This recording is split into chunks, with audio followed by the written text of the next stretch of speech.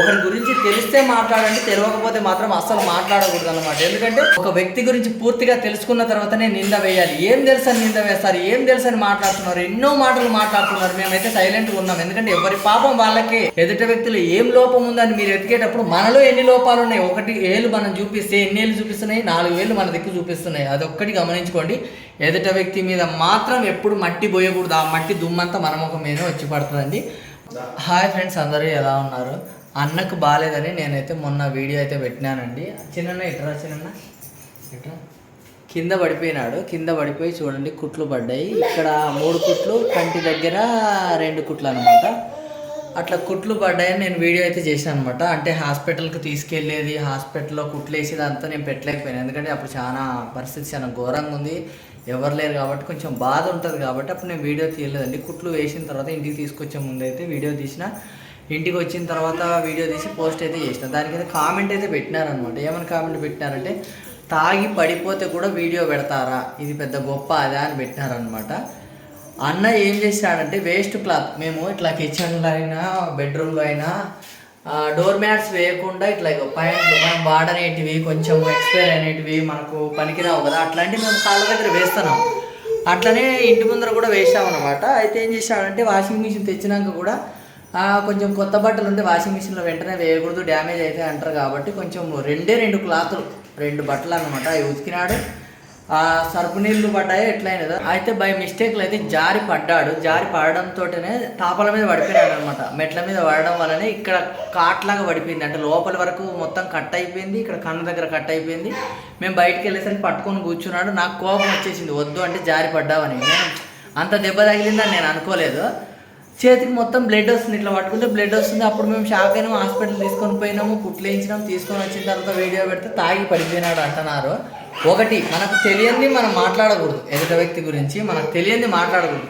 ఒకవేళ తాగి పడిపోతే నేను డైరెక్ట్ మా అన్న తాగి పడిపోయినాడు, 5 కుట్లు పడ్డాయని నేను తమ్లైన్ పెట్టేస్తాను. నేను దానికి ఎందుకు అంత వల్గర్గా చేస్తారంటే, మీ ఇళ్ళల్లో తాగి పడిపోతారు కాబట్టి ఎదుటోళ్ళు కూడా తాగి పడిపోతానే దెబ్బలు తాగుతాయి అనుకుంటారా? అంత కరెక్ట్గా చెప్పినారంటే వాళ్ళ ఇళ్ళలో తాగి పడిపోతారు, తాగుడుపోతారు ఉంటారు, తాగి పడిపోతారు కాబట్టి మీరు అదే గేజ్ చేస్తున్నారు. మళ్ళీ ఆ అమ్మాయి ఏమైనా కామెంట్ పెడుతుంది, మా ఇంట్లో తాగరండి అని కామెంట్ పెడుతుంది. మీ ఇంట్లో తాగనన్నప్పుడు పడిపోతే తాగి మాత్రం ఎందుకు పడిపోతారు అనుకున్నావు నువ్వు? ఏదైనా కాలు తట్టి పడిపోయినారనుకోవచ్చు, యాక్సిడెంట్ అయ్యి పడిపోయినారనుకోవచ్చు, ఇంకేదైనా ప్రాబ్లమే పడిపోయినారని అనుకోవచ్చు. అంత బాగా తెలిసినట్టుగా తాగి పడిపోతారని ఎట్లా మెన్షన్ చేయగలిగినారు? కింద జారి పడిపోయినాడు అని వీడియో కూడా పెడితే దానికి ఏమంటున్నారంటే తాగి పడిపోయినాడు అట్లా మెన్షన్ చేస్తారనమాట. ఇక వాళ్ళు ఏమనుకుంటున్నారో ఏమో కానీ ఎదుట వ్యక్తి మీద బురద జల్లడం కానీ, ఎదుట వ్యక్తుల్ని నాశనం చేయడం కానీ, ఎదుట వ్యక్తుల్ని బాధ పెట్టడం కానీ అదే ఒక వాళ్ళ ధ్యేయంగా అయితే పెట్టుకున్నారు. మరీ ఎదుట వ్యక్తుల మీద ఇంత దుమ్మెత్తి మాత్రం పోయకూడదు, అది మంచిది కాదు ఎవరికైనా కూడా. ఎందుకు ఒకరి ఊసు పోసుకుంటే మనకి ఏమొస్తుంది, వాళ్ళ ఉసురు తగులుతుంది, అంతకు మించి ఏం తగలదు. మాకైతే ఎవరికి తాగే అలవాటు లేదండి. మీ ఇంట్లో మీకు ఏమన్నా ఉండాలేమో చూసుకోండి. అది మీరు అలవాటు ఉండి మీకు తాగి అట్లా పడిపోవడం, మీ ఇంట్లో వాళ్ళు కుట్లేయించుకోవడము, దెబ్బలు తగలడం అవన్నీ నార్మల్ అయి ఉంటుంది కాబట్టి అంత డైరెక్ట్గా మెన్షన్ చేయగలిగినారనమాట. ఎదుట వ్యక్తుల్ని మాత్రం అట్లా ఘోరంగా మాత్రం అనకండి. సానుభూతి ఏం అవసరం లేదు, ఏం సపోర్ట్ చేయాల్సింది ఏం లేదు. ఎందుకంటే మీరు ఏమంటే వెంటనే వచ్చి హాస్పిటల్ బిల్లు కట్టేది ఏమి ఉండదు. నేను తాగి పడిపోయినా అని నీకెట్లా తెలుసు? నువ్వేమైనా తెచ్చిచ్చినావా తాగమని? తాగమని ఏమైనా తెచ్చిచ్చినారా? తాగినట్టు మీరు ఏమైనా చూసినారా? జారి పడిపోయినాడని నేను వీడియోలో మెన్షన్ చేసినా కూడా ఒక ప్రమాదం జరిగింది ఇంట్లో, అంతవరకు హ్యాపీగా ఉన్నాం. మేము వర్క్ చేస్తుంటే జారి పడిపోయినాడు, జారి పడిపోవడం వల్ల ఇట్లా జరిగింది, మేము చాలా షాక్ అయినామని వీడియో పెడితే ఆ అమ్మ అట్లా పెట్టేస్తుంది. ఎందుకని? మామూలుగానైతే చూడండి, ఖచ్చితంగా టార్గెట్ చేసినట్టుగానే అయితే ప్రతి ఒక్కరు ఇట్లనే చేస్తున్నారనమాట. ఏమొస్తుంది? ఒకరిని ఇబ్బంది పెడితే ఏమొస్తుంది? ఒకరిని ఆడిపోసుకుంటే ఏమొస్తుంది? ప్రతిసారి ఇదేనా? మా ఏడుతంటే మేము ఏడితే మీకు ఏమొస్తుందండి? ప్రతిసారి ఏడిపించుడేనా? ఏమన్నా బాధపడుతూ వీడియో పెడితే ఏడుతూ వీడియో పెడుతున్నారని అంటారు, ఏడిచినామంటారు, నవ్వుతే నవ్వినామంటారు, ప్రాబ్లం అయిందంటారు. ఎందుకు ఇట్లా టార్గెట్ చేసి ఇబ్బంది పెట్టాల్సినంత అవసరం ఏముంది మీకు? కుట్లు పడ్డాయి, మొర్ర పట్టి తాగి పడిపోయినాడు అంటున్నారు. ఏం చెప్తాం మీకు? ఎవరు అడగాలి? డాక్టర్లు అడగాలి, కుట్లేసే నర్సులు అడగాలి. నేను తాగి పడిపోయినా అంతా ఇల్లంతా గుల్ల చేసినా కానీ నువ్వు మాకు చేసేది ఏం లేదు కదా. ఏం లేదు కదా. ఆ కామెంట్ అన్నం కూడా పెట్టలేవు కదా నువ్వు. ఆ కామెంట్ పెడితే ఏమొస్తుంది? కామెంట్ పెట్టి ఇబ్బంది పెడితే ఏమొస్తుంది? అట్లా బ్యాడ్ కామెంట్లు పెడితే ఏమొస్తుంది? పొలం అంటూ వచ్చి బ్యాడ్ కామెంట్లు ఎందుకు పెట్టాలా? ఒకరు చెడు ఎందుకు కోరుకోవాలా, చెడుగా ఎందుకు అనాలా అంటే ఆనందం పొందేవాళ్ళు. ఏమొస్తుంది, ఒకరిని ఇబ్బంది పెడితే ఏమొస్తుంది. నేను ఒకసారి అదే చెప్తానే ఉంటాయి, ఒకరిని ఇబ్బంది పెట్టకండి, ఇబ్బంది పెట్టకండి, ఇబ్బంది పెట్టకండి. అయినా ప్రతిసారి ఇబ్బంది పెట్టడం అది మాత్రం కరెక్ట్ కాదు. ఎందుకంటే ఒకరిని మెన్షన్ చేస్తూ ప్రతిసారి నువ్వు అది, నువ్వు ఇది, నువ్వు అట్లా చేసి ఉంటావు, నువ్వు ఇట్లా చేసి ఉంటావు, ఎందుకని ఒకరిని టార్గెట్ చేసి మాత్రం ఎప్పుడు ఇబ్బంది పెట్టకండి. ఇబ్బంది పెడితే ఏమొస్తుందండి, మా బతికేదో మేము బతుకుతున్నాం, ఎవరి మీద ఏమో ఒక రాయి వేయము, ఏమంటారంటే ఇంత దుమ్మెత్తిపోయాము, ఒకరి జోలికి పోము, మా బతికేదో మేము బతుకుతూ ఉంటాము. అంతేగాని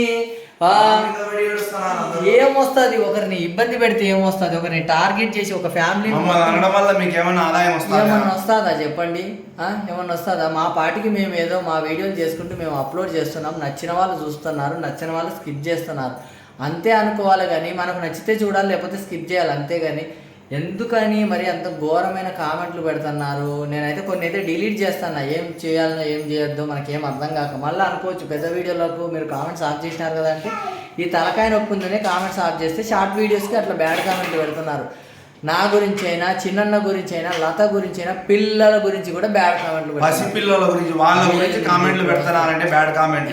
ఏం చేస్తాం చెప్పండి, మానవత్వం ఉండే వాళ్ళు ఎవరు పెట్టరు ఆ పసిపిల్లలకు. అసలు ఎందుకు పెట్టాలి చెప్పండి? ఒకరిని అంటే ఏమొస్తుంది మనకు, మనం అనుకుంటా సైలెంట్గా ఉంటే సరిపోతుంది కదా. బాధలో ఉన్న వాళ్ళని ఓదార్చకపోయినా పర్వాలేదు, కానీ వాళ్ళ మీద ఇంకా మందు పోసి ఇంత రాయేసి ఆ బరువు ఎత్త కూడా ఇంకా వాళ్ళు ఇంకా స్ట్రగుల్ ఫేస్ చేస్తారు కదా. ఓ మమ్మీ ఏమా అట్లా ఒకరిని ఇబ్బంది పెడితే ఏమొస్తుంది చెప్పండి? అన్యాయంగా ఒకరిని అనకండి, అది నిజంగా పాపమే కదా, ఇంకొకరికి పాపం తగులుకుంటుంది కదా. మీరు చూస్తే తాగి పడిపోయినాడంటే నేను అది కరెక్టే అని నేను అగ్రీ చేస్తాను. ఒకవేళ మా అన్న తాగి పడిపోతే నేను తాగి పడిపోయినాడని చెప్తాను. నాకన్నా దాపరికం ఏముంది, అందరు ఎంతోమంది తాగుతున్నారు ప్రపంచంలో, మా అన్న ఒక్కడే శుద్ధ పూసాన్ని నేనేం దాచుకోను కదా. తాగితే తాగినాడని చెప్తా, పడిపోతే నేను తాగి పడిపోయినాడని మెన్షన్ చేస్తాను. నాకేమన్నా భయమా?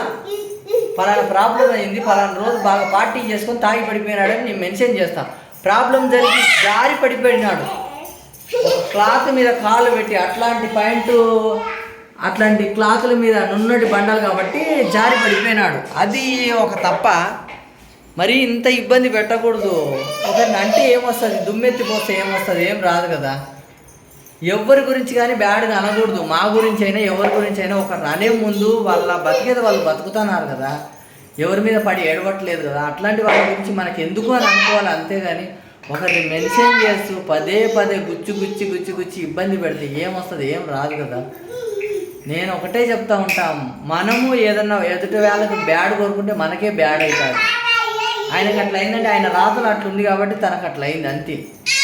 ఎంతోమంది ఉన్నారు, ఎంతోమందికి పెద్ద ప్రాబ్లమ్స్ జరుగుతున్నాయి. అంటే వాళ్ళు మొత్తం ఇంకొక ఆమె ఒక కామెంట్ పెడతారు, నువ్వు అంటే చాలా పాపాలు చేసావంట అందుకే అట్లా అయిందంట. చాలా మంది చనిపోతున్నారు కదా, అంటే ఇక మళ్ళీ వాళ్ళు ఏం చేసి ఉంటారు, ఇక పెద్ద పాపాలే చేసినట్ట. దేవుడు ఎట్లా రాస్తే అట్లా జరుగుతుంది. అనవసరంగా ఒకరిని అనడం, అనవసరంగా ఒకరి మీద దుమ్మెత్తి పోయడము. మీరు చూసినారా మా అన్న పాపాలు చేయడం? మీరు ఎవరైనా చూసినారా? మీరు చూసినారా చెప్పండి?